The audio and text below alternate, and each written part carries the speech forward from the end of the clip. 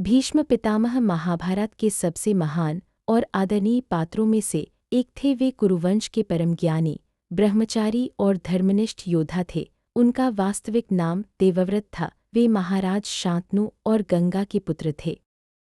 जन्म और प्रारंभिक जीवन इस प्रकार है।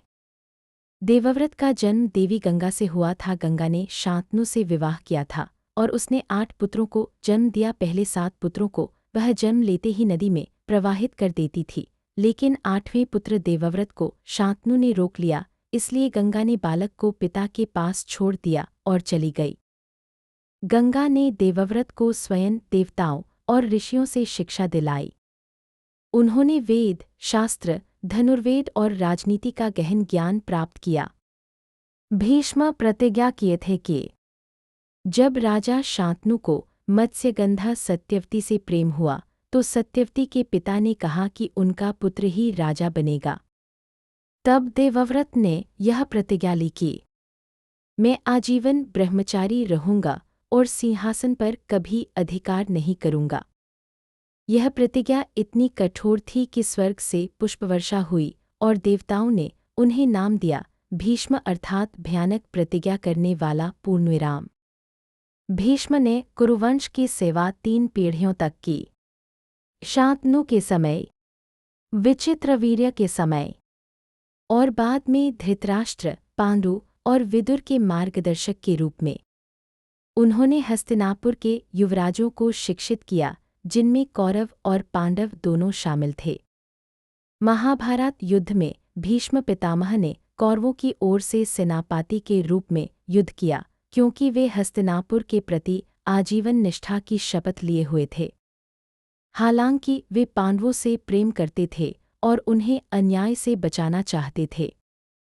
उनकी एक शर्त थी कि वे स्त्री या स्त्रीलिंग व्यक्ति के विरुद्ध शस्त्र नहीं उठाएंगे।